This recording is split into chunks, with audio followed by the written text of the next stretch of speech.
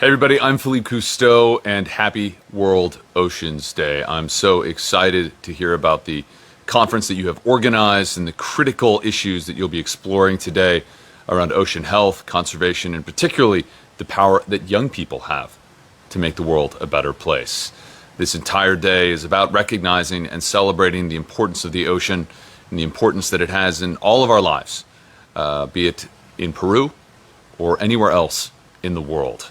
So thank you for your commitment, for your dedication, and for your recognition that if we're going to solve the critical issues that we face in the world today, issues like climate change and catastrophic biodiversity collapse that has happened in the last 40 years, then we must place the oceans at the center of the conversation. They are the key to building a hopeful, thriving, sustainable future. Have a wonderful day, and thank you again for your commitment. El océano, vida y medio de subsistencia es el tema de las Naciones Unidas para el Día Mundial de los Océanos 2021. Y eso no es para menos, porque el océano es nuestra fuente de vida, la fuente de toda naturaleza. Sin el océano nosotros no podríamos existir, y es que le aporta tanto a la humanidad y a los organismos que habitan la Tierra, como el oxígeno que respiramos, regula la temperatura, es nuestro principal aliado ante el cambio climático, nuestra fuente de alimento y nos da el combustible que utilizamos, que cómo no dedicarle todo un día. Este día también sirve para reflexionar sobre todas las problemáticas que nosotros mismos estamos ocasionando en el océano. Es un momento para reflexionar sobre cuál es nuestro rol ante estas problemáticas, si decidimos quedarnos con los brazos cruzados o si preferimos buscar soluciones. Este año también inicia la década para lograr el Objetivo de Desarrollo Sostenible 14, que busca proteger y conservar el océano.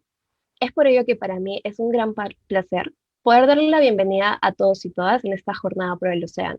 Aquí podrán conocer sobre estas problemáticas, así como acciones de conservación de mano de grandes expertos y expertas. Asimismo, conocerán la contribución de grandes investigadoras en su meta de proteger el océano. Los dejo con unas palabras de Nico, sin antes no dejar de recordarles que cada una de nuestras acciones importan y que siempre demostremos que somos personas con un corazón lleno de azul. Nosotros decidimos ser parte de la solución. Llevamos en SOA un camino muy largo por recorrer. Tenemos varias metas por cumplir. El océano nos necesita. Y desde un inicio quisimos ser la voz del océano y poder comunicar a cada uno de ustedes cuáles son los problemas que afronta. Pero no solo los problemas, sino también cómo nosotros podemos contribuir en la solución. Somos jóvenes y somos jóvenes líderes oceánicos. Nosotros buscamos generar un cambio, el cambio que necesitamos, el cambio que el océano tanto espera y que tú puedes iniciar el día de hoy o con toda tu familia si así lo prefieres. Gracias por unirse el día de hoy al Día Mundial del Océano, un día más que especial para la familia de SOA Perú, para toda la familia de SOA Internacional que también nos acompaña y para cada uno de los expertos que tenemos el día de hoy en nuestros paneles. Gracias por unirse y por compartir con nosotros este momento. Así que nada, invitarlos a ser parte de este cambio, disfrutar de esos paneles y a preguntar muchísimo, porque el océano necesita que cada día lo conozcamos más. Gracias.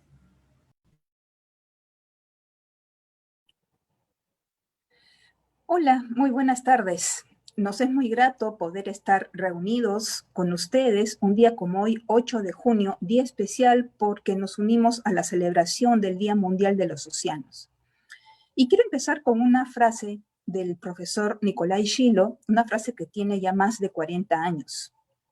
El problema del océano es un océano de problemas.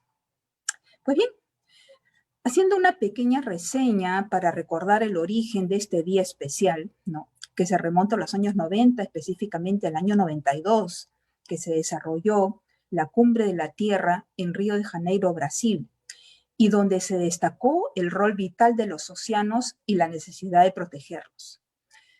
Desde entonces, diversas instituciones mundiales asumieron el deber de analizar, evaluar, difundir todos los sucesos relacionados para lograr la sensibilización sobre los océanos y los riesgos que afrontaba ya y que sigue afrontando actualmente. Así, en el año 2008, en el mes de diciembre específicamente, la Asamblea General de las Naciones Unidas resuelve que los días 8 de junio sería celebrado el Día Mundial de los Océanos. Bueno, casualmente, tal vez no tan casual, ese mismo año, 2008, iniciamos las actividades de la primera carrera de biología marina en el Perú, acá en la Universidad Científica del Sur, que nos alberga el día de hoy en esta reunión. Pues bueno, fue así que desde el 8 de junio del año siguiente, es decir, del 2009, se inició esta celebración mundial con el lema Nuestros océanos, nuestra responsabilidad. Y desde entonces, y cada año, se han ido sumando las diferentes instituciones, organizaciones gubernamentales, no gubernamentales, alrededor de todo el planeta, para celebrar este maravilloso ecosistema, ¿no? Que además es la fuente actual, ¿no?, más importante de nuestra propia alimentación, de nuestras medicinas, nuestros nuevos materiales, nuestras nuevas fuentes de energía. Y por contradictorio que es, cada día lo estamos enfermando más con nuestras actitudes. Pues bien, este año 2021 nos toca la celebración bajo el tema marco que lo coloca la misma Naciones Unidas, el océano, vida y medio de subsistencia. Esta es nuestra segunda celebración en situación virtual, el año 2020 y el año 2021 actual, ¿no?, por los acontecimientos de pandemia que todos estamos viviendo. Y en ese sentido va esta celebración también como un homenaje a todos esos hombres y mujeres de ciencias del mar, ¿no?, que nos dejaron su legado, dedicación, conocimiento y amor a los océanos y que ya no están entre nosotros porque el COVID se los llevó. Sin embargo, debemos continuar, así lo hubiesen querido ellos también, y de esta manera nos hemos juntado para organizar este evento con mucha alegría realmente, ¿no?, desde nuestra carrera de biología marina, junto con nuestros ahora socios, estudiantes y egresados que forman parte de esta gran sociedad Sustainable Ocean Alliance Perú, SOA Perú. Desde acá reiteramos nuestro agradecimiento a cada uno de los panelistas y expositores de lujo que tendremos en esta jornada del día de hoy. Les damos las gracias también a cada uno de ustedes, asistentes, estudiantes, profesionales, investigadores, amantes del mar, por acompañarnos. Y ahora quiero terminar con una frase de Jacques Cousteau. El mar, una vez que lanza su hechizo, nos mantiene en su red de maravillas para siempre. Bienvenidos y a celebrar este Día Mundial de los Océanos. Muy buenas tardes y bienvenidos a todos los que nos están sintonizando desde sus pantallas a la Jornada por el Océano, organizado por la Universidad Científica del Sur, más específicamente la Facultad de Ciencias Veterinarias y Biológicas, y también Sustainable Ocean Alliance Perú, más conocidos como SOA Perú, en marco de la participación o al Día Internacional del Océano, que se celebra a nivel mundial. Entonces, antes de poder empezar con los paneles, me gustaría también, al igual que se ha mencionado anteriormente, poder recalcar la importancia que tiene el océano en nuestra vida cotidiana. Si bien es cierto, no nos damos cuenta mucho de lo que el océano puede hacer por nosotros, sí, al día a día, pero vemos que da más de la mitad del oxígeno que nosotros respiramos. Además, es el pulmón de la Tierra. Y este es un día en realidad para poder celebrar, poder reconocer la belleza y la riqueza que tiene nuestro océano y también poder darle la importancia y poder concientizar a las personas de las acciones que tienen nuestras actitudes, todas nuestras decisiones que tomamos sobre el océano que está perjudicando grandemente. Además, es importante recalcar que un planeta sin océano es un planeta básicamente sin vida. Entonces, vamos a empezar con lo que sería el primer panel, pero antes me gustaría señalar más o menos la estructura que vamos a estar teniendo el día de hoy para la Jornada del Océano. En primer lugar, vamos a tener las amenazas del océano. Vamos a tener 3 puntos también ahí, que sería la amenaza de la biodiversidad marina, la acidificación marina y finalmente la ciudadanía, cuál es la acción que debe tener sobre estos temas. Después tenemos la conservación del océano y finalmente tendremos el segundo foro de egresados de Biología Marina de la Universidad Científica del Sur, quienes nos van a mostrar sus trabajos de investigación que han estado realizando a lo largo de este tiempo. Entonces vamos a empezar con el primer panel. Este va a ser dado por Enrique Richard. Voy a presentarles más o menos quién es él para que puedan tener una idea y poder conocerlo también. Muchísimas gracias, ¿verdad?, antes de continuar, a todos los panelistas que nos han nos están acompañando en ese momento y en verdad le agradecemos bastante que nos estén apoyando el día de hoy. Entonces, Enrique Richard, él es pero postdoctorado en informática y biodiversidad, es doctor en ecología, licenciado en biología, consultor internacional, 35 años como docente, investigador de grado y posgrado de diferentes países, ha recibido más de 70 distinciones y premios, cuenta con más de 600 publicaciones en revistas de impacto y libros, distinguido como el investigador más consultado en Bolivia por ResearchGate. Su nombre y persona han aparecido junto a investigaciones en la Enciclopedia Británica y en documentales de la BBC de Londres, La aventura del hombre en Argentina, TN Ecología y programas de televisión y radio de Argentina, Bolivia, Chile y Ecuador. Actualmente es docente para el desarrollo sustentable y director y conductor del programa de divulgación científica la Academia Café Virtual Científico y Cultural. Muchísimas gracias, Enrique, por estar aquí el día de hoy con todos nosotros. Y bueno, vamos a empezar con las preguntas que tenemos preparadas para ti. Y en primer lugar, nos gustaría saber más o menos cuál cree usted que sería la principal amenaza que tiene la biodiversidad marina en la actualidad. Ahora, esto porque ahora que estamos en un contexto de pandemia, puede que haya cambiado a lo largo del tiempo, tal vez un poco diferente por los productos que estamos usando, tal vez por los empaquetados que ahora nos están llegando a casa, tal vez, o cositas por el estilo. Adelante, Ricardo. Bueno, antes que nada, muy buenas tardes a todos, queridos compañeros. Un cordial saludo desde Calceta, Ecuador. Y bueno, gracias por la invitación. Es un placer poder compartir este espacio con todos ustedes. La pregunta es un tanto complicada porque en realidad los pobres océanos les estamos pegando muy duro. Esa es la verdad. Y podríamos decir que tal vez la madre de todos los problemas que tiene el océano, la madre, no el padre. Del padre vamos a hablar en otro momento, si quieren. Pero la madre de todos los problemas, sin duda alguna, es la sobrepesca. Es una pesca que la estamos practicando irracionalmente desde todo punto de vista, y inclusive, si me permiten brevemente, yo había preparado alguito aquí, no sé si se ve esto. ¿Se ve? Perfecto.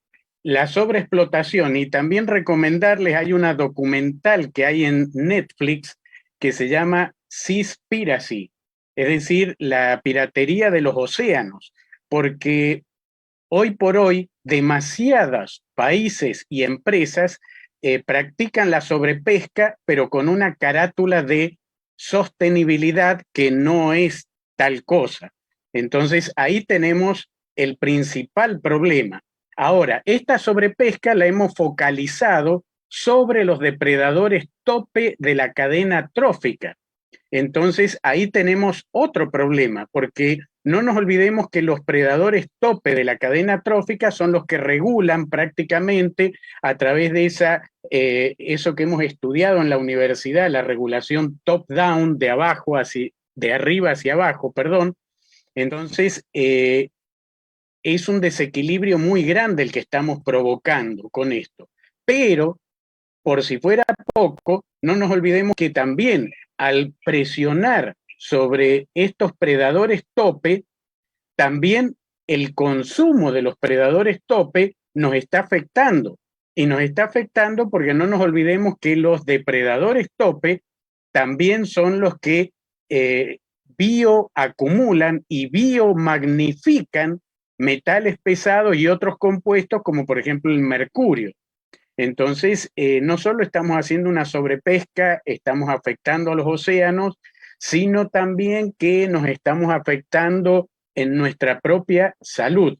Esto está afectando a nivel global, y la sobrepesca también, como podemos ver en este esquema, también está destruyendo lo que no vemos. Es decir, no solo hay que evaluar el volumen que estamos extrayendo, sino también el volumen de lo que estamos destruyendo y no estamos viendo. Los fondos oceánicos se caracterizan por una heterogeneidad espacial que sostiene a la biodiversidad, y estamos causando una homogeneización, una, podríamos decir, una destrucción de toda la heterogeneidad espacial con estos sistemas de pesca. Lo de los depredadores tope que ya hemos visto, y que desde ningún punto de vista se justifica. Hay gente que a mí a veces, mis propios estudiantes me dicen, profe, pero ¿y el hambre del mundo? El hambre del mundo, créanme, nadie se va a morir, por ejemplo, si no come una sopa de aleta de tiburón. Eso ya pasa por una cuestión aparte.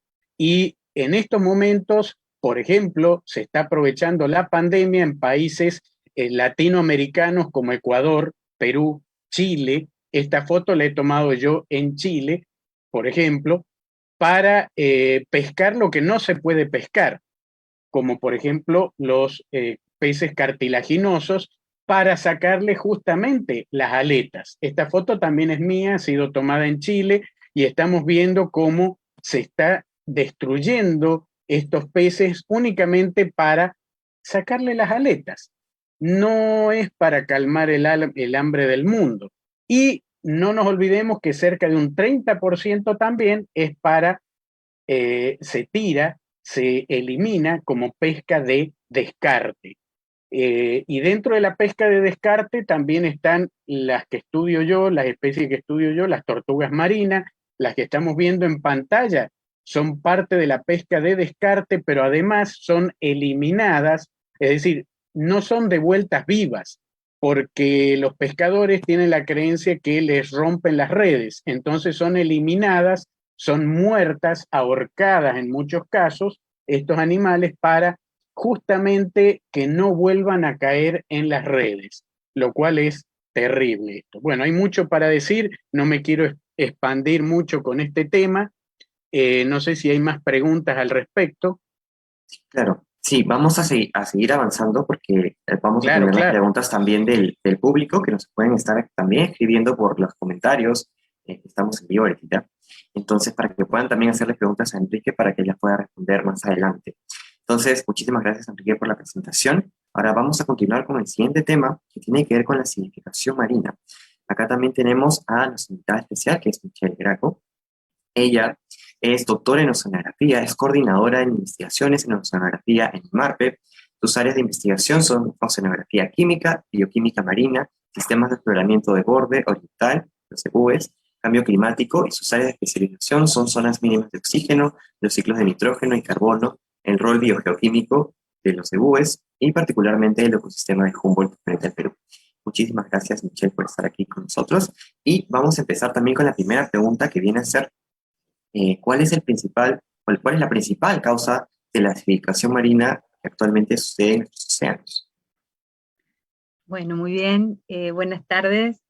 Ante todo, bueno, gracias por esta invitación a la Universidad Científica del Sur, a SOA. Qué bueno estar conectados y no estar aislados, a pesar de que nos estamos cuidando cada uno desde sus domicilios.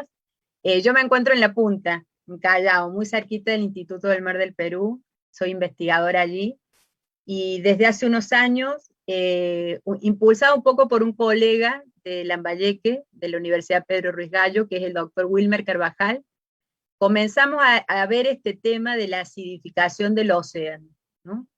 ¿Qué es la acidificación del océano?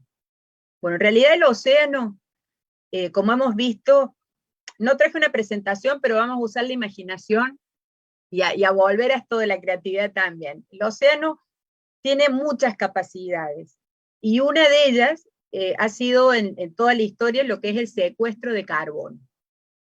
Y principalmente todo el tema del CO2. ¿Por qué? Porque el CO2 es una materia prima para lo que va a ser el fitoplancton, para todas las plantas marinas, podríamos decir, asimilan CO2, se genera materia orgánica, eso está capturando, y a la vez también hay muchos organismos que van a generar protección en sus células, o exoesqueletos, valvas, y eso lo van a hacer con carbonato de calcio, que también se produce desde la química del océano a partir del CO2. Esto tiene algo en el océano, que es que se dan una serie de reacciones químicas y van modificando un poco lo que se llama el pH. Y el pH es muy importante, porque en realidad la vida tiene que estar generada en un cierto valor de pH. Nosotros tenemos que pensar que cuando vamos muchas veces las mujeres a comprar un shampoo o algo, siempre estamos viendo, ¿no? Que el pH sea neutro, qué tipo de pH. ¿Por qué? Porque en realidad el pH es muy importante para muchas funciones fisiológicas de los organismos, y en particular en el océano, para lo que es la construcción de este carbonato de calcio que hace las estructuras de los corales o cocolitos. Lo que ha pasado en la historia del océano es que el océano tiene una herramienta a partir de la cual se compensan estos cambios en el secuestro de CO2 y mantiene su pH. Pero posterior a lo que es la revolución industrial y el incremento abrupto y muy importante del CO2, el océano siguió secuestrándolo, pero comenzó a observarse ya en las últimas décadas que esto tiene una consecuencia. Entonces muchas veces se lo ha llamado, que a mí me gusta mucho, como el hermano perverso del CO2, porque en lo que es el cambio climático, el CO2 tiene dos roles. Uno es el incremento del calor, ¿no? Lo que es el calentamiento global, y el otro, la disminución del pH en el océano, que actualmente se está viendo. Entonces, el océano se está volviendo menos alcalino, y se habla de acidificación. ¿Por qué? Porque tiene un efecto, digamos, corrosivo en muchos organismos. O sea, la disminución del pH que se está dando por efecto antropogénico principalmente. Y bastante interesante, bastante importante también conocer esto del CO2 y de la alcalinidad y del pH, por supuesto. Y otra pregunta también podría ser, ¿cuáles son los esfuerzos que se vienen haciendo en realidad para poder combatir esta acidificación marina? Esfuerzos de ONGs, puede ser, de instituciones privadas. Perfecto. Bueno, en el tema de acidificación hay todo un movimiento global. Por un lado tenemos las grandes redes de investigadores como GOAON, ONG como Alianza para combatir la acidificación, pero lo más interesante es que América Latina, y esto es importante decirlo, está teniendo un movimiento muy fuerte en los últimos años, y parecería que el tema del COVID nos ha activado mucho. La otra vez estaba en una reunión con gente de Colombia, de Argentina, y me decían, ¿qué pasa en Perú? Se conectan mucho, están mucho en los seminarios participando. Y en realidad eso, ¿por qué tiene que ver? Porque en muchos temas del océano, nosotros como Perú estamos participando activamente.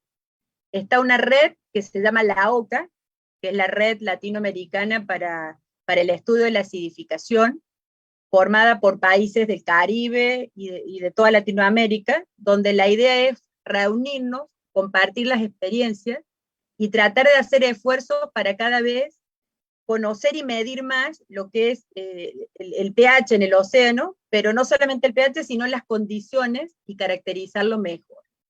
Y después también hay proyectos, ¿no? Actualmente hay un proyecto muy interesante que también se está dando en toda Latinoamérica, que es el proyecto RLA del Instituto de Energía Atómica, donde lo que se busca es fortalecer las capacidades de nuestros países para poder resolver, por ejemplo, un tema muy importante que es el Objetivo de Desarrollo Sostenible 14, que es un compromiso de Perú al 2030, para comenzar a reportar, por ejemplo, el valor de pH, y de esta forma ir conociendo en todo el planeta cómo está cambiando, y poder tener, ¿no?, series de tiempo a largo plazo que nos permitan ver este tema, ¿no? Y generar luego posiciones, tomar decisiones, adaptación y mitigación en este tema. Muchísimas gracias, Michelle, por la explicación. Ahora vamos a continuar con el siguiente tema y vamos también, por favor, puedan poner sus preguntas en los comentarios para que ellos puedan responder más adelante sus preguntas. Ahora sí vamos a seguir con el siguiente panelista. Él es Martín Fiel. Él nos va a hablar acerca de la conciencia ciudadana, la basura marina en el océano. Y bueno, él es un biólogo marino con interés en la ecología del comportamiento de los invertebrados marinos y el funcionamiento de la ecología de las comunidades marinas. Junto con sus alumnos ha estudiado la biología reproductiva de crustáceos, de vida libre y simbióticos y la dinámica de las comunidades de hábitats bióticos, arrecifes de mejillones y ácidas, céspedes de pasto marino y bosques de algas. Un tema de investigación clave es la dispersión del rafting, las grandes cantidades de la basura marina flotante encontradas durante su investigación y la falta total de información científica sobre la basura marina del Pacífico lo llevaron a él, a su equipo, a incluir ese tema en sus investigaciones. En el 2007 fundaron básicamente el programa de la ciudad de Ciencia Ciudadana, que desde entonces se ha expandido a otros países del Pacífico Oriental. Y esta iniciativa es una colaboración de investigación entre científicos, de profesores y profesoras y escolares que tienen como objetivo caracterizar y comprender el problema de la basura marina. Muchísimas gracias, Martín, por estar aquí con nosotros el día de hoy. Y vamos a empezar con la primera pregunta también, que sería, ¿cuál es el proceso por el cual llega la basura al océano? Además que todo, recalcar que son 6 minutos más o menos por panelista para poder tenerlo ahí bien marcado. Adelante, Martín. Bueno, primero, muchas gracias por la invitación. Hola, buenas tardes a todos. Un día muy especial que nos convoca aquí. Bueno, con respecto a la pregunta, ¿cómo llega la basura al mar? En primer lugar, por la acción del hombre, ¿cierto? Son personas, en realidad, que de una u otra forma botan la basura en el medio ambiente. Y nosotros en el ambiente marino tenemos diversas fuentes de basura. Está la pesca, está la acuicultura, ¿cierto? Son los visitantes de las playas y esta es una de las fuentes muy importantes en las costas del Pacífico, tanto en Chile como Perú, Ecuador. Mucha de la basura en las playas viene de los propios visitantes. Y después también tenemos la gente del interior, tampoco son inocentes. Ellos también botan basura en las calles, en el entorno. Y con las lluvias, con los ríos, esta basura después llega al mar. Entonces son diferentes fuentes, pero al final del día el hombre siempre está el culpable, ¿cierto? Eso es lo importante. Gracias. La siguiente pregunta vendría a ser, ¿por qué es importante conocer sobre la basura marina? Ahora, más que todo, como que vemos que el océano está bastante contaminado, ¿no? Por plásticos, tal vez por las mascarillas que ahora estamos usando. Entonces, ¿por qué es importante conocer de la basura? Sí. Bueno, esto de botar basura en el ambiente y en el mar, las personas lo han hecho desde que primero llegaron al mar. Pero antes, esto eran todas cosas orgánicas y se descompusieron y desaparecieron. Y desde aproximadamente 50 años que tenemos este producto que es el plástico, y el plástico en realidad no se descompone. Y el plástico perdura casi eternamente y lo único que ocurre es fragmenta en pequeños pedazos y con los corrientes se mueve hacia otros lugares y se acumula en regiones donde en realidad muchas veces no hay fuentes. Entonces, lo que nosotros botamos aquí donde estamos nosotros, después con las corrientes llega a otras partes y fragmenta en el camino, se forman estos microplásticos y estos son los que generan muchos daños en diferentes ecosistemas. Eso quizás en forma muy breve. Gracias. Y esto me lleva también a mi siguiente pregunta. Más o menos con la contaminación, ¿cuáles crees tú que serían los organismos que se ven más afectados por la basura marina? Ya, eso hay una gran variedad, ¿cierto? Hoy día, básicamente yo diría, no hay tipo de organismo que no ha sido encontrado o observado confrontado con basura. Hemos visto que muchos filtradores ingieren estos pequeños microplásticos, corales, ¿cierto? Que vemos ahí en el fondo de la pantalla de Enrique, también se han visto enredado, contaminado con plásticos en diferentes lugares. Peces ingieren. Nuevamente, Enrique, ¿cierto? Las tortugas se ven muy muy perjudicado por los plásticos porque ingieren plásticos pequeños, pero también se quedan enredados en plásticos grandes y hasta ballenas se han encontrado con plásticos pequeños y grandes dentro de su estómago. Entonces, básicamente el plástico invade a todos los ecosistemas y todos los organismos que nos podemos imaginar o no nos podemos imaginar se ven enfrentados y confrontados con los plásticos. Muchísimas gracias. Ahora sí vamos a pasar a la siguiente parte, que vienen a ser las preguntas del público, pero no antes sin mencionar que por favor estén súper atentos a las redes sociales, porque vamos a pasar el link de la asistencia para que puedan convalidar esto con sus horas extracurriculares. Entonces, ahora sí vamos a a proceder con las preguntas del público. Entonces, también van a tener 5 minutos cada panelista para poder responderlas, y también terminando con las preguntas que teníamos también hechas. Entonces, la primera pregunta para Enrique Richard sería, ¿cómo se puede combatir la amenaza cómo se afecta la biodiversidad marina, en realidad? ¿Cómo se puede combatir eso?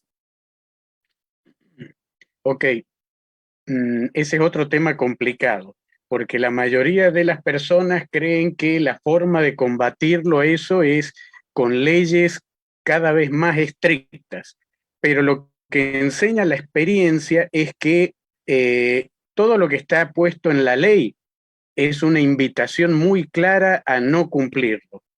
Entonces, ¿qué hacemos? La mejor arma que tenemos al respecto se llama educación. Lamentablemente, en los últimos tiempos, estamos educando, sobre todo en Latinoamérica, con una cultura necrofílica, donde a nuestros niños les enseñamos que la vida, de la mejor forma que la podemos encontrar, es muerta. Entonces llevamos a los niños al mercado, por ejemplo, y el pobre niño ve la cabeza de una vaca colgando de un gancho, ve animales muertos por todas partes, pescados colgando de un gancho, chorreando sangre, y el adulto no le explica qué es eso, qué significa. Entonces, tenemos que cambiar la educación para promover valores biofílicos, cultura de la contemplación. Te lo voy a resumir con una sola frase. Investigar para conocer, conocer para educar, educar para amar, amar para conservar y conservar para prosperar. Ahí te dibujé el ciclo completo de la investigación a cómo podemos prosperar. Pero si no aprendemos a amar la biodiversidad, la conservación se fue al tacho de basura. Entonces necesitamos promover un amor por lo propio, por esta biodiversidad que nos sustenta, y ahí garantizamos la conservación y la protección de los recursos naturales. Sí, muy, muy cierto. Sobre todo lo que nos mencionas, ¿no? De que hay poca sensibilidad ahora por parte de los niños, porque pues, ven literalmente a los organismos muertos, ¿no? Entonces, sí, es bastante importante. Me gustó bastante esa frase. Muchísimas gracias, Enrique. La siguiente Por si pregunta acaso, sí. por si acaso está en el último libro que publicamos con la doctora Contreras de Educación Ambiental, y lo pueden bajar de ResearchGate. Perfecto, perfecto. Muchísimas gracias. La siguiente pregunta que nos mandan del público también sería, ¿cuáles son las especies que se ven más amenazadas actualmente? Así me imagino que es bastante general. ¿Para mí? Sí. Ah. Sí. Bueno, mira, como dije antes, en primer lugar tenemos a los predadores tope. Por una cuestión, diría yo, de biofilia, yo soy muy amante de los cartilaginosos, entonces te diría que los tiburones y rayas, pero en realidad más afectados son los atunes, globalmente hablando, ¿no es cierto?, dentro de los predadores, los atunes, y dentro de los atunes tenemos también el pez espada, que es un atún más grandote, pero por ahí anda, ¿no? Los predadores son los más afectados. Y como dije antes, en el caso de los cartilaginosos, no tiene una justificación, porque el tema de la aleta de tiburón o las branquias de las mantarrayas, con eso no vamos a calmar el hambre de nadie. Y eso se debe más bien a una moda, a un esnovismo que a cualquier otra cosa. Entonces, estas especies podemos minimizar un poco el impacto, porque de otra manera lo que vamos a hacer es favorecer a los mesopredadores que van a terminar haciendo un estrago en el ecosistema. Entonces, todo pasa por la educación, ¿eh? Si queremos disminuir el impacto de estos predadores, esto se soluciona educando. Hay un fotógrafo famoso en Estados Unidos que lo que hizo fue algo muy sencillo, fue publicar unos videos de lo que pasa con los tiburones después que les arrancan las aletas y los vuelven a tirar al mar, y les pasó los videos a la gente que estaba consumiendo sopa de aleta de tiburón en el restaurante donde la estaba consumiendo. Inmediatamente dejaron de comer. La educación soluciona los problemas, ¿eh? Muy cierto. Wow, bastante interesante también, que se les muestre literalmente qué es lo que sucede con el aleteo, el finning. Eso debe ser bastante impactante. Muy bien, muchísimas gracias, Enrique. Ahora sí vamos a pasar con las preguntas que le han hecho a Michelle.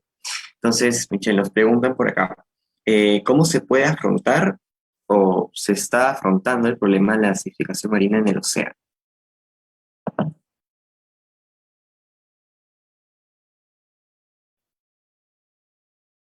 Perdón. Primero voy a empezar por lo último que iba a decir, pero me engancho un poco a la idea de Enrique, ¿no? Realmente el tema de educación, ¿no? Yo pensaría ciencia, innovación, educación, como tres pilares muy potentes, y creo que cuando hablamos de cualquier tema que es una amenaza o un problema, también está bien darlo vuelta y verlo como una oportunidad para todo esto. Yo creo, por ejemplo, mucho en los niños. La otra vez escuchaba, me voy a explayar en esto, pero es una idea que me está apasionando los últimos días, la economía azul. Yo tarde la vengo a descubrir y me he metido, vieron que está el carbono verde, carbono azul, la economía azul. Y me pareció algo tan interesante, pero lo que más me gustó fue cuando este tema, que puede aparecer de economía, de complejidad, lo transforman en fábulas para niños. Y niños en países como China, desde pequeños, ya entran en sus cabecitas no solamente las ideas actuales del Fortnite, de esto y lo otro, sino realmente ideas que construyan. Y para construir un futuro, este tipo de charlas tiene que poder darse también para niños. Porque el niño es el que a mí me dice, mamá, se cruza por la cebra, mamá, no se tira la basura. O sea, hay una parte que tenemos que volver desde la investigación, que es a lo que es la educación y conectarnos. Y me gusta lo que hace Enrique, porque lo veo muy conectado en esta fase, ¿no? que esta faceta que uno la pierde. Y en el tema de la acidificación yo creo que hay distintos pilares. Uno es el del investigador, que es lo que intentamos hacer nosotros, es decir, abordar la temática con los proyectos, con series de tiempo, midiendo, conociendo, obteniendo información, poniendo esta información a disposición. La segunda forma es desde la gestión. Creo que la política es importante.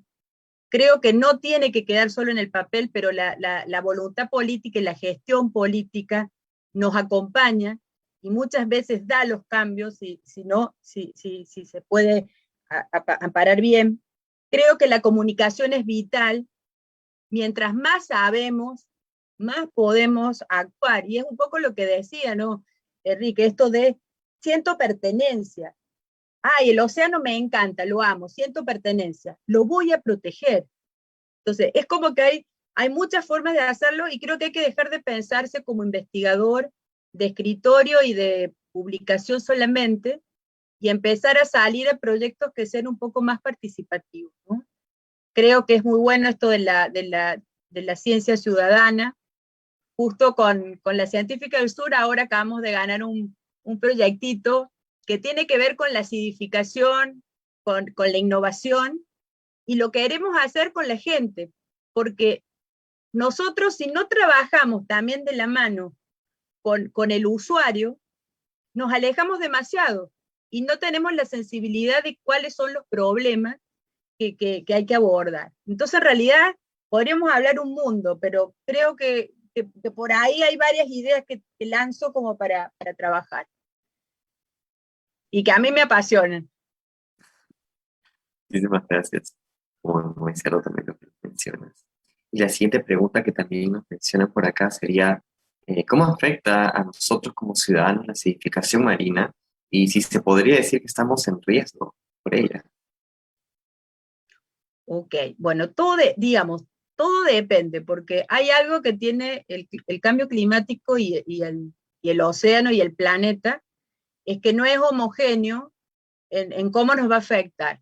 Entonces, distintas zonas del planeta van a ser más vulnerables que otras a esto. Si nosotros queremos ver un ejemplo concreto de cómo esto ha afectado, lo podemos ver en los corales. Y si nosotros pensamos que los corales se asocian con comunidades, con biodiversidad y con, por ejemplo, países que viven también del turismo y eso, vemos como que efectivamente hay un efecto. También puede afectarnos desde el punto de vista de que van cambiando en algunos sitios los organismos. Entonces se van alterando las tramas tróficas y eso nos puede llevar a tener que diversificar o pensar en nuevos recursos, ¿no? Porque en realidad somos parte de un ecosistema y usando nuestros recursos en forma sostenible está bien. Entonces esa es la otra forma. Y en el caso de Perú, nosotros lo que podemos decir es que nosotros estamos en un ambiente de bajo pH natural. Entonces, probablemente hay muchos organismos que ya tengan ciertas adaptaciones a este bajo pH, y esto nos da una oportunidad de observar y de poder conocer un poco más para ver de qué forma adaptarnos si esto siguiera disminuyendo. ¿Ok? Entonces, todo va a depender un poco y tenemos que conocer más. Todavía, Carlos, nos falta conocer más como la variabilidad, los procesos para poder realmente predecir y tener actividades de adaptación o de mitigación también, si fuera el caso. Muchísimas gracias, Michelle. Sí, era una pregunta bastante interesante. En realidad es algo que no se conoce mucho, ¿no? Cómo la acidificación marina puede afectar al ser humano. Y que sí, en verdad, si está en riesgo el océano, estamos en riesgo todos. Entonces, vamos a continuar con las siguientes preguntas de Martín Fiel. Bueno, nos preguntan acá, ¿de qué manera podemos contribuir para que esto no suceda? Yo me imagino que se refieren a la contaminación en el mar, para que llegue al océano. Bueno, en realidad, como muchos de estos problemas, uno dice, en realidad la solución es bastante sencilla, ¿cierto? Basura, si tú vas a la calle y preguntas a la gente, ¿necesitamos basura en el mar? Todos te van a decir que no, ¿cierto? Pero la basura se genera muchas veces por negligencia, en algunos casos también por intencionalidad. Y aquí yo me voy a básicamente colgar de las respuestas de Enrique y de Michelle. Nosotros hemos buscado una estrategia justamente de asociarnos con la ciudadanía, con las personas y justamente con escolares, con los jóvenes. Y hemos realizado las investigaciones sobre la basura junto con ellos. Tenemos aquí este programa, ¿cierto?, que llamamos los científicos de la basura. Y en este programa realmente hemos investigado esta problemática junto con escolares. Ellos han sido una parte elemental de esas investigaciones. Ellos han estado, quienes fueron a las playas investigaron ahí las basuras, o ellos fueron a sus comunidades, entrevistaron a la gente en la plaza, ¿cierto? O en los parques, qué es lo que sabían, opinaban de la basura. Y en ese sentido, estos científicos de la basura se convirtieron realmente en científicos ciudadanos y en actores en esa temática, en actores relevantes. Ellos tomaron acción. Después sus resultados los compartieron. Ellos también, viendo el problema de primera mano, empezaron a pensar en soluciones, hicieron propuestas, hicieron muchas veces acciones concretas. Entonces nosotros, por las experiencias que hemos tenido, consideramos que esto, incorporar a los ciudadanos en el proceso científico de la ciencia ciudadana y la ciencia aplicada, a buscar soluciones y encontrar soluciones, es una estrategia muy potente. Esto lo hemos visto en todos los ámbitos, porque de ahí ellos son los que multiplican la información y llegan a sus familias, a sus comunas y al público general. Y eso es muy, muy importante. El ejemplo que Enrique nos presentó, ¿cierto? Es el ejemplo de la gente comiendo y no sabiendo, es la indiferencia. Y lo que tenemos que romper es la indiferencia entre la gente. Y la única forma en que podemos lograr esto es buscar las soluciones junto con la gente. Enrique dijo, no necesitamos más leyes. Totalmente razón, ¿cierto? Muchas veces en esas conversaciones sobre la basura dicen la gente, tenemos que hacer leyes más potentes. No, las leyes ya están. No necesitamos otras leyes. Lo único que necesitamos es hacer las leyes funcionar, ¿ya? Y eso es que nosotros como científicos es súper importante tener los ciudadanos a bordo. Bastante cierto también lo que mencionas. Gracias, Martín. La siguiente pregunta que nos comentan es, ¿cómo, como ciudadanos de a pie, podemos ayudar a detener la contaminación marina, más allá de limpiando playas, que creemos que es un buen aporte, pero no suficiente?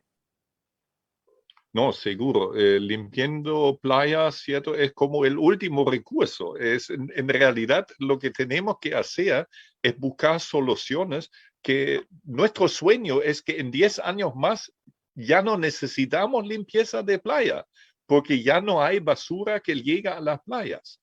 Entonces tenemos que llegar a las fuentes.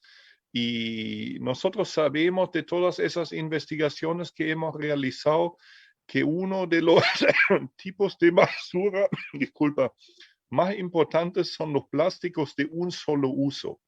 Botellas desechables, envases desechables. Entonces, ese es lo primero que tenemos que básicamente acabar. Tenemos que acostumbrarnos a usar cosas reutilizables que podemos reutilizar múltiples veces. Botellas retornables, por ejemplo, ¿cierto?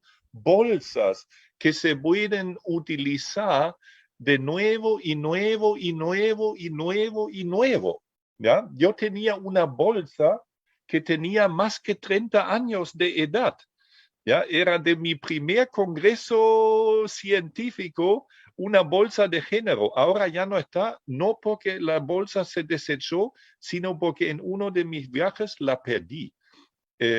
Ojalá que alguien la encontró y la sigue utilizando, ¿ya? Entonces, esto es la estrategia, y ahí también tenemos, el otro día en una conversación dije, tenemos que querer las cosas que utilizamos, nuestra ropa, tenemos que quererla para no tener que cambiarla cada día, ¿cierto? Sino eso, también la cuchara, el vaso, el tazón que utilizo, lo tenemos que querer, utilizar. ¿Ya? Y en esta otra conversación yo dije, ¿cómo puede ser que yo invito a gente a mi casa, si sea la universidad o mi casa o un lugar donde tenemos un evento, y les ofrezco el café en vasos de Plumavit? Por favor, es una ofensa a las visitas. Las visitas se tratan bien y no les paso productos desechables cuando los invito a mi casa. ¿Ya? Entonces, aquí tenemos que querer las cosas y querer cosas que reutilizamos y que podemos reutilizar en realidad toda nuestra vida. Eso. Muchísimas gracias, en verdad, bastante inspirador. Estoy seguro que muchos de los que nos están escuchando también están en sus casas pensando esto, que es súper importante también, de los plásticos de un solo uso, como nos han mencionado anteriormente, de también la educación con los escolares, con los niños, que es fundamental para que ellos tengan esta conciencia verde, que puedan crecer, que eso sea un hábito, que no sea una obligación o algo que tengan que tener que acordarse siempre. Eso sea algo de su vida cotidiana, de poder cambiar la forma de usar plástico de un solo uso, tal vez dejarlo de usar por completo y poder usar más productos reutilizables. Entonces, muchísimas gracias a todos los panelistas que hemos estado en el día de hoy. Michelle, Enrique, Martín, muchísimas gracias por haber aceptado la invitación. Estoy seguro que muchos que están presentes han aprendido un montón, han podido reforzar muchos temas que seguro han visto tal vez en la universidad o tal vez lo han visto en el documental o han estado conversando ahí tal con sus amigos. Entonces, muchísimas gracias por su participación y también aprovecho para recordarles una vez más a los que nos están viendo que vamos a pasar un link de asistencia por las redes sociales. Estén muy atentos porque este va a ser para que puedan contar sus horas extracurriculares. Entonces, antes de poder pasar al siguiente panel, que va a estar dirigido, va a estar moderado por Diana Soto, vamos a pasar un video para poder seguir adelante. Hola, ¿qué tal? Soy Diego Muñoz, cocinero peruano.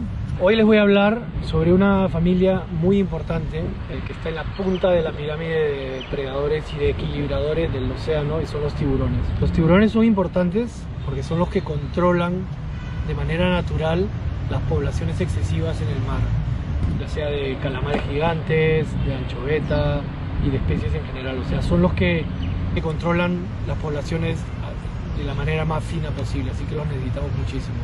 Los tiburones lamentablemente en el Perú están amenazados porque solamente una especie está protegida, que es el tiburón ballena, que es el más grande de esta familia, con más o menos 18 metros, pero el resto de tiburones no está regulado, no están regulados los puertos de ingreso, sí algunas tallas mínimas, pero con la pesca accidental también se consumen muchísimas especies en peligro. Puedes haber comido tiburón sin darte cuenta. Imagínate, de las 500 especies de tiburones que existen en el planeta, en el Perú hay más o menos 66 de esas 500. Muchísimas en peligro, muchísimas más abundantes, pero a todo le llamamos toyo, o maco, diamante, pero también hay especies que están muy delicadas como el martillo, y el Perú es especial para el martillo porque es el lugar donde vienen a anidar a sus crías, es el lugar perfecto para ellos, así que puedes que alguna vez hayas comido martillo pensando que era toyo. ¿Qué podemos hacer? Nosotros como consumidores, y es el rol que nos toca a nosotros de ayudando a regular esta explotación excesiva y a veces indiscriminada de tiburones, es preguntándolo siempre, yendo a los mercados, estar seguro que no estamos consumiendo, por ejemplo, tiburón martillo. No sé si han visto que siempre los tiburones vienen sin cabeza a los mercados o los terminales. Pues esa es una razón por la cual el Perú es uno de los principales exportadores de tiburones en el mundo hacia la China, por sus aletas, por su carne, por su hígado. Pero nosotros como consumidores en cevicherías, en restaurantes, si somos cocineros, pues tenemos que estar súper informados porque eso es trascendente para el futuro, no solamente de nuestra familia, sino para el bienestar de nuestro planeta.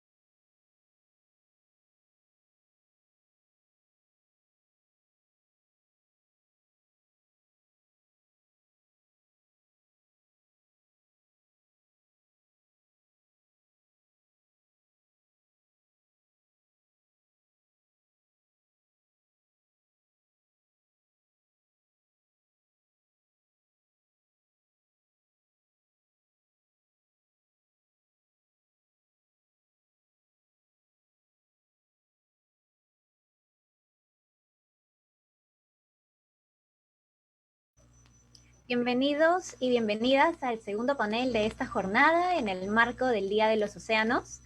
Hoy tengo el agrado de compartir este espacio con tres grandes profesionales y expertos en su campo. Son Ximena Vélez Suazo, Mariano Gutiérrez y Maximiliano Bello. Y el tema que tocaremos es sobre conservación del océano. Y vamos a ahondar un poquito más en conocer a los tiburones, la pesca responsable en Perú y las áreas marinas protegidas. Bueno, yo quisiera aperturar este panel hablando sobre la importancia de justamente generar estos espacios de diálogo sobre la conservación de los océanos. Hoy le estamos dedicando juntos un día entero a conocer más sobre la importancia de conservar y utilizarlo de manera sostenible. Velar por su protección es primordial y clave porque el océano mantiene procesos ecológicos fundamentales como la generación del oxígeno, la absorción de dióxido de carbono. Y ya para finalizar, no olvidemos que los océanos son los pulmones del planeta, ya que el 70% del oxígeno del mundo proviene de ellos. Es por eso que garantizar ecosistemas marinos saludables y pesquerías sostenibles son necesarios y asumirlo con responsabilidad es nuestro deber. Bueno, doy por iniciado el panel del día de hoy. Como les comento, trata sobre conservación del océano. Vamos a tener tres temas específicos y vamos a comenzar con la doctora Ximena Vélez Suazo. Ella es la directora de la oficina en Perú del Centro para la Conservación y Sostenibilidad del Instituto Smithsonian para la Biología de la Conservación. Tiene más de 16 años de experiencia en proyectos de investigación marina y de conservación, principalmente en América Latina y el Caribe. Su trabajo se ha centrado en genética de la conservación, desde poder entender las relaciones entre especies y dinámica de poblaciones hasta la aplicación de herramientas moleculares para la trazabilidad y sostenibilidad en el sector pesquero y acuícola. Ella actualmente dirige proyectos enfocados en investigar la influencia que tienen sobre los ecosistemas las grandes infraestructuras marinas y las operaciones portuarias. Para eso, trabaja con investigadores locales e internacionales para identificar e implementar buenas prácticas y soluciones basadas en la ciencia y en la evidencia. Desde 2017 capacita y asesora a profesionales medioambientales y de la conservación para poder promover y apoyar el desarrollo de infraestructuras marinas sostenibles.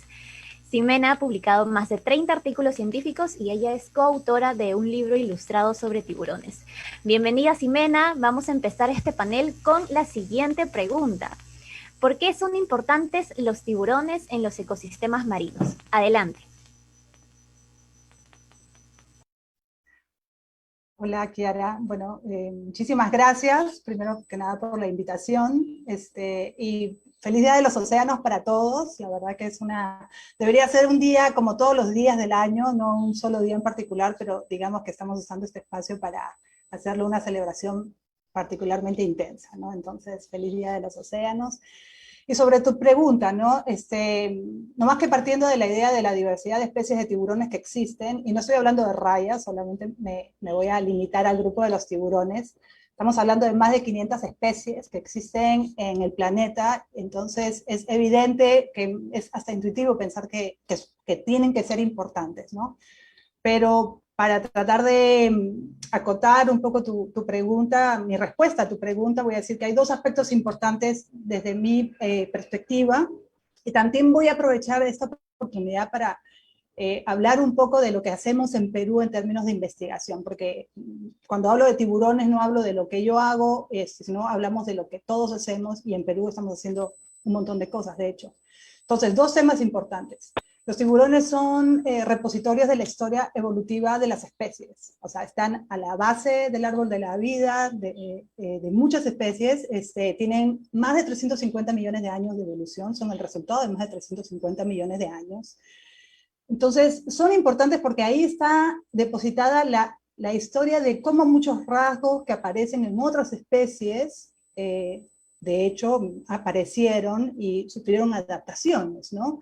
Entonces, para mí es importante pensar que cuando una especie está amenazada de extinción, no solamente es una especie per se, sino es toda la historia que trae consigo evolutivamente, y al borrar una especie, borramos esa parte de la historia, no es como agarrar un libro de historia y sacar páginas completamente, ¿no? Entonces, esa es la importancia de por qué son importantes los tiburones y por qué es importante la conservación, ¿no?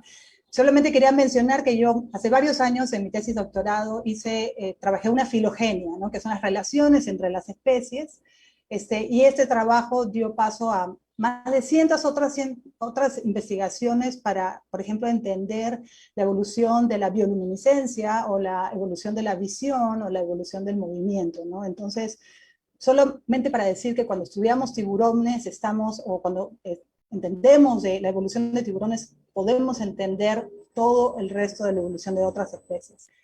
Ese es el primer punto. Y el segundo punto es, que lo dijo, de hecho, en el bloque anterior, lo mencionaron, y es porque juegan un rol importante en el flujo de energía de las redes tróficas de los océanos, ¿no? Entonces, sea como predadores topes, que es generalmente como los conocemos, pero también como predadores medios, son mesopredadores. Entonces, están en pasos del flujo de energía en el ecosistema marino.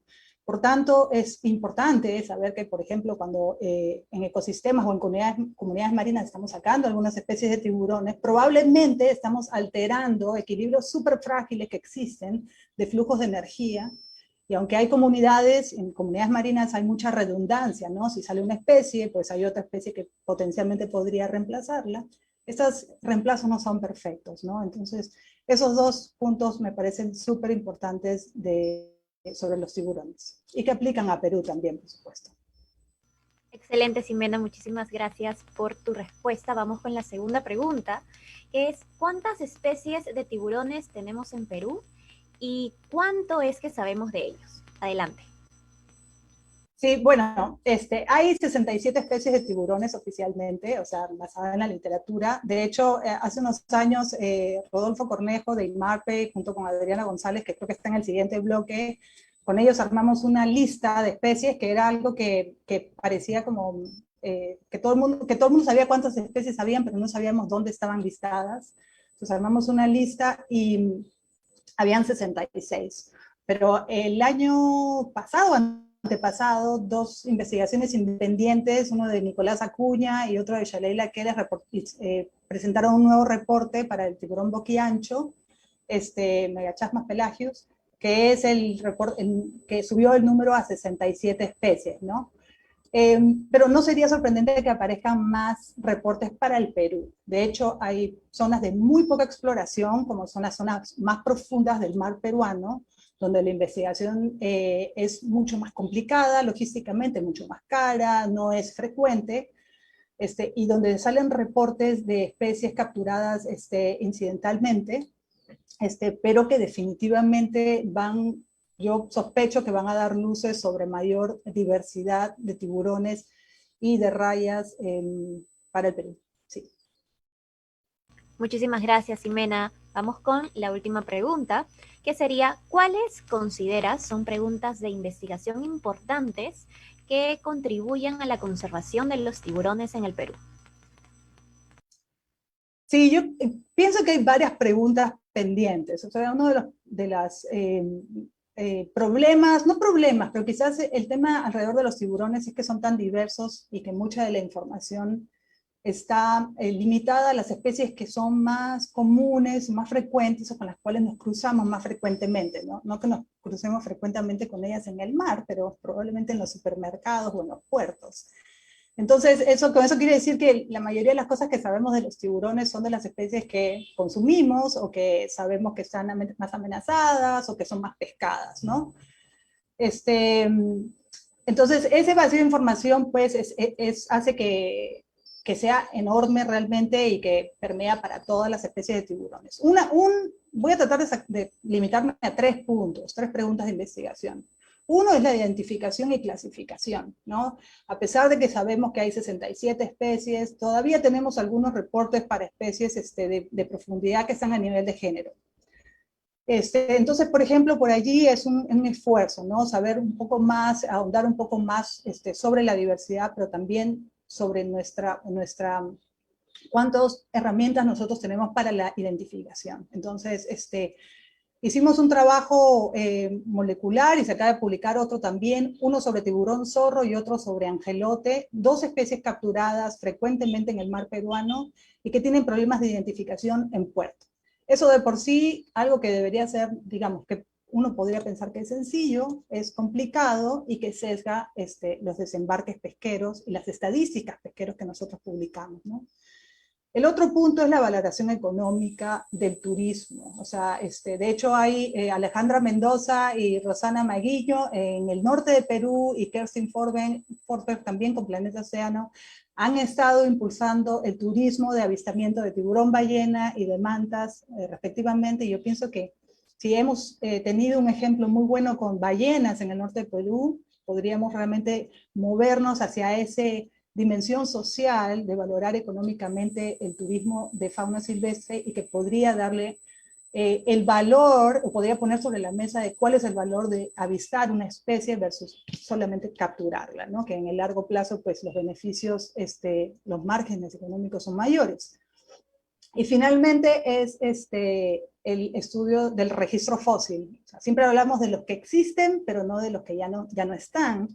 Y Perú tiene un registro fósil importante, y aquí solamente quiero mencionar a Lí Altamirano del Museo de Historia Natural de la San Marcos, que hace un trabajo de hormiga y extraordinario, y que ha traído información sobre el registro de muchas especies, incluyendo el tiburón blanco, que ya no está en el mar peruano, y que yo creo que es importante que no olvidemos toda la parte histórica para entender los mecanismos y los procesos que llevaron a la extinción de varias de esas especies. Entonces, eso, 3 preguntas por ahora de la lista enorme que puede haber para los tiburones.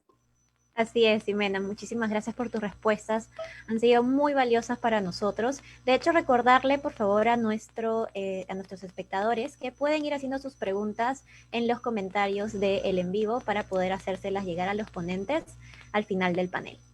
Bien, ahora vamos con el segundo panelista. Él es Maximiliano Bello, es experto en política pública para la conservación de los océanos. Él ha trabajado tanto en Chile como a nivel internacional por más de 2 décadas. Ha aportado a diversas organizaciones no gubernamentales, incluyendo el Pew Charitable Trust, Oceana World Wildlife Fund, WWF, y Centro Ballena Azul. De hecho, él viene de una reunión con el presidente de Panamá para poder firmar la creación de una reserva en ese país. Espero nos pueda comentar un poquito sobre eso. Bienvenido, Maximiliano. Muchas gracias, un gusto. Sí, estoy aquí. Lamento lo de la máscara, para que sepan que sí soy yo. Ahí me le quito un segundo. Pero estoy todavía en el Palacio Presidencial de Panamá. Acabamos hace 20 minutos o menos presenciar, ¿cierto? Como el presidente Laurentino Cortizo y el ministro Milcíades Concepción de Panamá acaban de firmar un decreto para una nueva área marina protegida de 68.000 kilómetros cuadrados que deja a Panamá por sobre el 30%. Esto es 9 años antes de la meta del 2030. Y además también esa área marina protegida contiene casi un 70% de protección de no tocar, es decir, totalmente protegido de cualquier actividad extractiva. Así que una tremenda noticia no solamente para Panamá, sino que para el mundo y particularmente para esta región donde justamente hay muchos tiburones, como lo que escuchaba, ¿cierto? Era recién de la ponencia, ¿cierto? Anterior, muchos tiburones los cuales nadan en toda esta zona, ¿cierto? Viajan desde la zona de Galápagos, desde la zona de la isla del Coco en Costa Rica, ¿cierto? Malpelo, etcétera. Es una región importantísima, clave para los océanos, clave para el Océano Pacífico y clave para el planeta. Muchísimas gracias, Maximiliano, por compartirnos. De hecho, sí, es un honor poder enterarnos de estas creaciones nuevas que son tan importantes para la conservación de los océanos. Ahora sí, vamos con las preguntas con respecto al panel. Háblanos un poco sobre el paisaje marino del Pacífico Este tropical. ¿Cuál es la importancia de crear esta red de áreas marinas protegidas? Adelante. Bueno, mira, hay una cosa muy importante. Hoy día estamos en una crisis biológica de la pérdida de la diversidad, también del cambio climático. Los científicos vienen indicando que la pérdida de la biodiversidad es la gran amenaza, ¿cierto?, de los océanos. Pero si uno le suma todas las otras cuestiones que tienen que ver con la contaminación, ¿cierto?, el cambio climático, como mencionaba, y otras, lo que nos encontramos, ¿cierto?, es que los océanos están perdiendo resiliencia, es decir, que no están resistiendo bien todos estos embates, todas estas amenazas. Por lo tanto, áreas como el Pacífico Este tropical también son muy vulnerables, particularmente a algunas de esas acciones, y vamos a perder no solamente ciertas actividades productivas importantes,